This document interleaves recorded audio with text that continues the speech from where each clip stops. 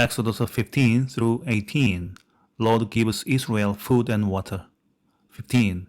The song of Moses and Miriam, the waters of Marah and Elim. 16. The Lord gives Israel food every day, manna and quails. 17. Water out of the rock, Joshua wins the battle over the Amalekite. 18. Jethro visits Moses. Chapter 15. Those who love God triumph in his triumph, and what is his honor is their joy. Our first priority should be to give glory to God. Chapter 16. The believer is apt to forget 1,000 mercies in the midst of trials and hard situations. God is faithful and generous. Better to be in a desert with God than in the palace with a Pharaoh.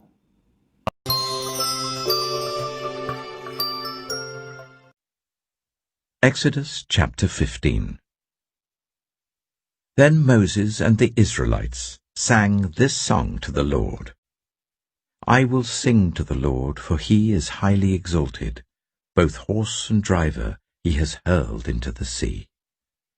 The Lord is my strength and my defense. He has become my salvation. He is my God, and I will praise him, my father's God, and I will exalt him. The Lord is a warrior. The Lord is his name. Pharaoh's chariots and his army he has hurled into the sea. The best of Pharaoh's officers are drowned in the Red Sea. The deep waters have covered them. They sank to the depths like a stone. Your right hand, Lord, was majestic in power. Your right hand, Lord, shattered the enemy. In the greatness of your majesty you threw down those who opposed you. You unleashed your burning anger. It consumed them like stubble. By the blast of your nostrils the waters piled up. The surging waters stood up like a wall. The deep waters congealed in the heart of the sea. The enemy boasted, I will pursue, I will overtake them, I will divide the spoils, I will gorge myself on them, I will draw my sword, and my hand will destroy them. But you blew with your breath, and the sea covered them. They sank like lead in the mighty waters. Who among the gods is like you, Lord? Who is like you, majestic in holiness, awesome in glory, working wonders? You stretch out your right hand, and the earth swallows your enemies. In your unfailing love you will lead the people you have redeemed. In your strength you will guide them to your holy dwelling. The nations will hear and tremble. Anguish will grip the people of Philistia. The chiefs of Edom will be terrified. The leaders of Moab will be seized with trembling. The people of Canaan will melt away. Terror and dread will fall on them. By the power of your arm, they will be as still as a stone. Until your people pass by, Lord, until the people you bought pass by. You will bring them in and plant them on the mountain of your inheritance, the place, Lord, you made for your dwelling, the sanctuary, Lord, your hands established. The Lord reigns for ever and ever.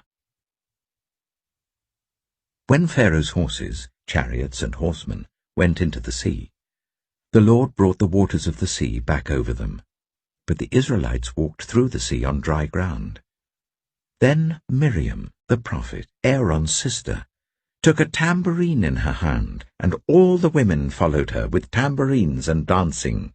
Miriam sang to them, Sing to the Lord, for he is highly exalted. Both horse and driver he has hurled into the sea.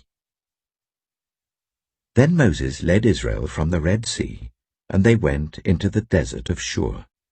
For 3 days they travelled in the desert without finding water. When they came to Marah, they could not drink its water because it was bitter. That is why the place is called Marah.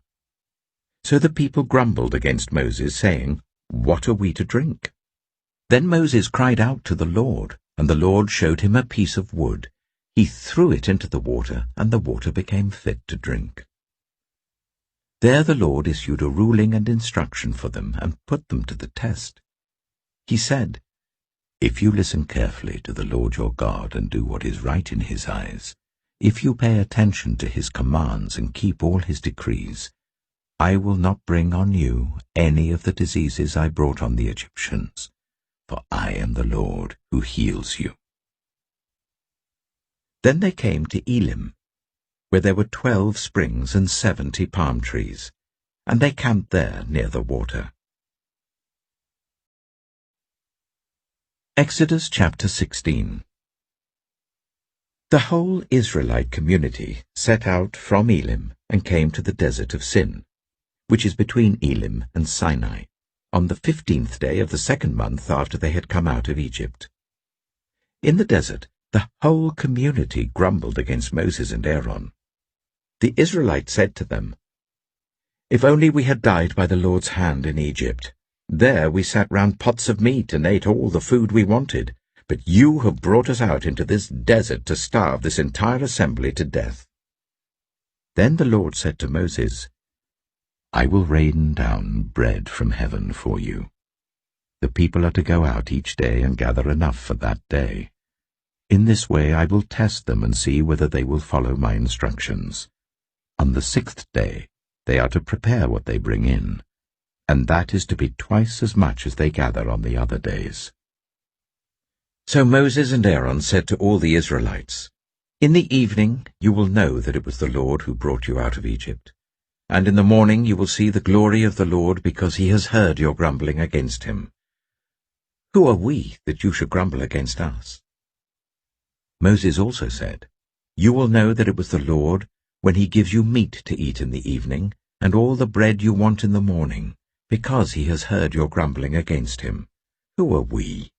You are not grumbling against us, but against the Lord." Then Moses told Aaron, "Say to the entire Israelite community, 'Come before the Lord, for he has heard your grumbling.'" While Aaron was speaking to the whole Israelite community, they looked towards the desert, and there was the glory of the Lord appearing in the cloud. The Lord said to Moses, "I have heard the grumbling of the Israelites. Tell them, at twilight you will eat meat, and in the morning you will be filled with bread. Then you will know that I am the Lord your God." That evening quail came and covered the camp, and in the morning there was a layer of dew around the camp. When the dew was gone, thin flakes like frost on the ground appeared on the desert floor. When the Israelites saw it, they said to each other, "What is it?" For they did not know what it was. Moses said to them, "It is the bread the Lord has given you to eat. This is what the Lord has commanded.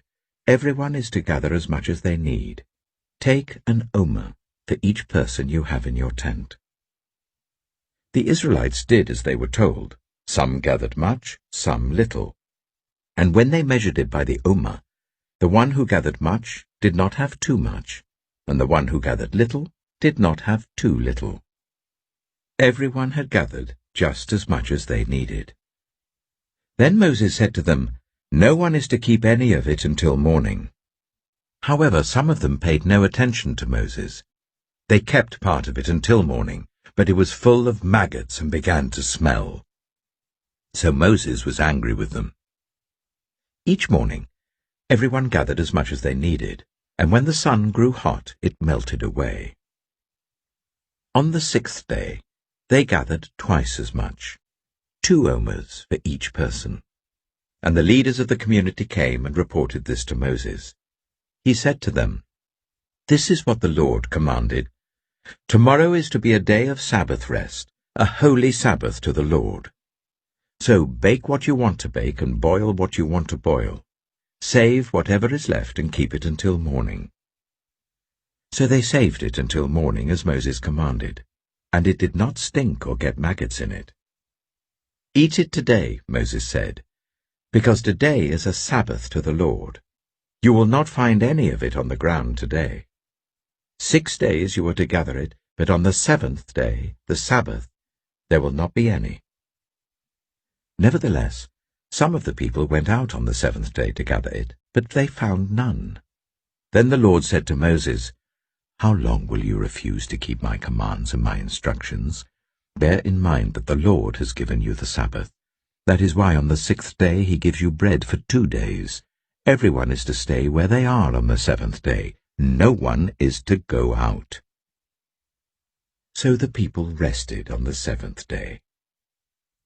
The people of Israel called the bread manna. It was white like coriander seed and tasted like wafers made with honey. Moses said, "This is what the Lord has commanded. Take an omer of manna and keep it for the generations to come, so that they can see the bread I gave you to eat in the wilderness when I brought you out of Egypt." So Moses said to Aaron, "Take a jar and put an omer of manna in it. Then place it before the Lord to be kept for the generations to come." As the Lord commanded Moses, Aaron put the manna with the tablets of the covenant law that it might be preserved. The Israelites ate manna for 40 years, until they came to a land that was settled. They ate manna until they reached the border of Canaan. An omer is 1/10 of an ephah. Exodus chapter 17.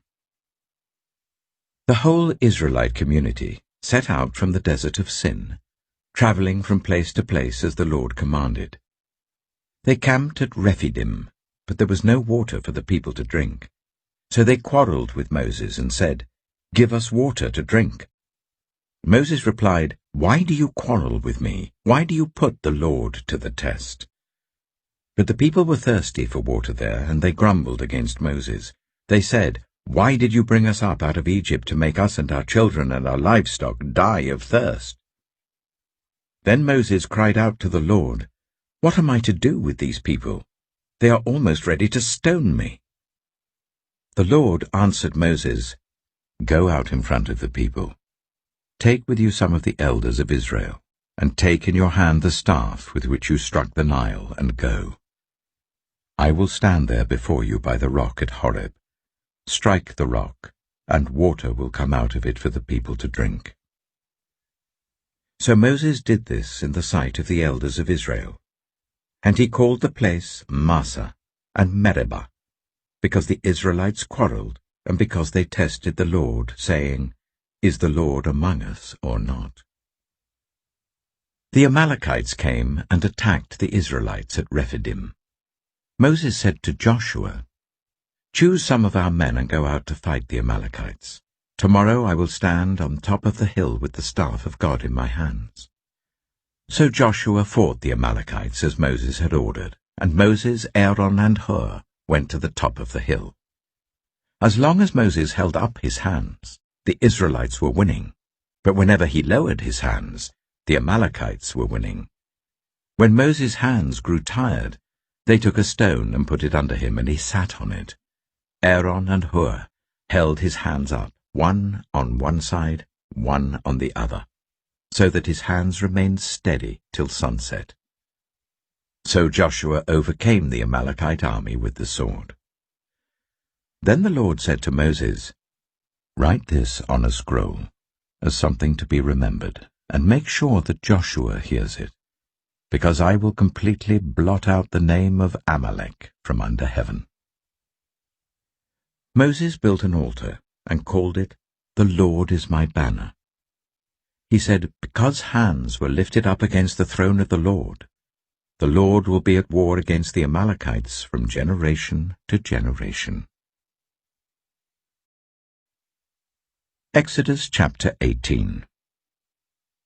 Now Jethro, the priest of Midian and father-in-law of Moses, heard of everything God had done for Moses and for his people Israel, and how the Lord had brought Israel out of Egypt. After Moses had sent away his wife Zipporah, his father-in-law Jethro received her and her 2 sons. One son was named Gershom, for Moses said, "I have become a foreigner in a foreign land." And the other was named Eleazar, for he said, "My father's God was my helper. He saved me from the sword of Pharaoh." Jethro, Moses' father-in-law, together with Moses' sons and wife, came to him in the wilderness where he was camped near the mountain of God. Jethro had sent word to him, "I, your father-in-law Jethro, am coming to you with your wife and her 2 sons." So Moses went out to meet his father-in-law and bowed down and kissed him. They greeted each other and then went into the tent.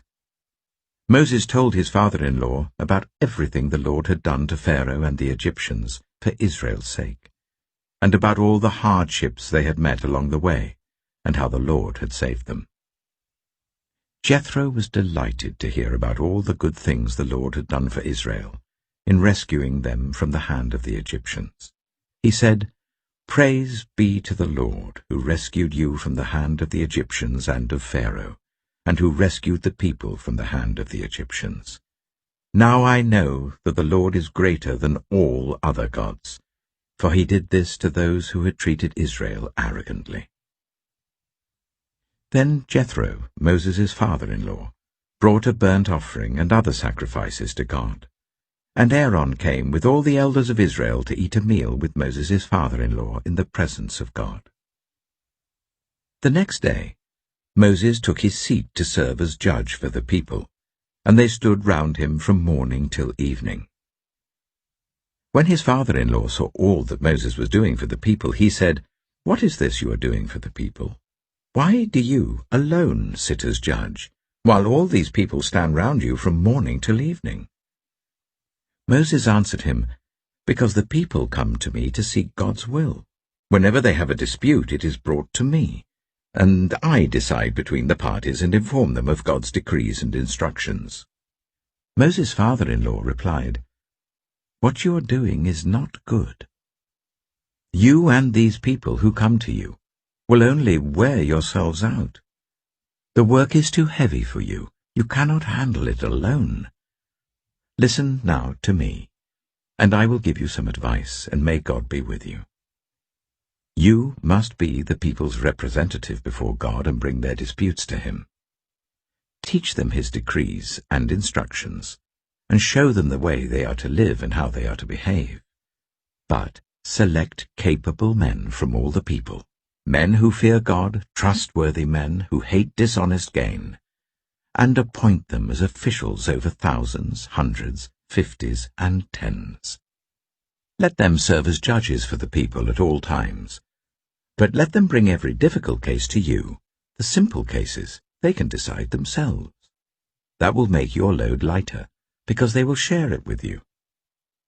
If you do this, and God so commands, you will be able to stand the strain, and all these people will go home satisfied."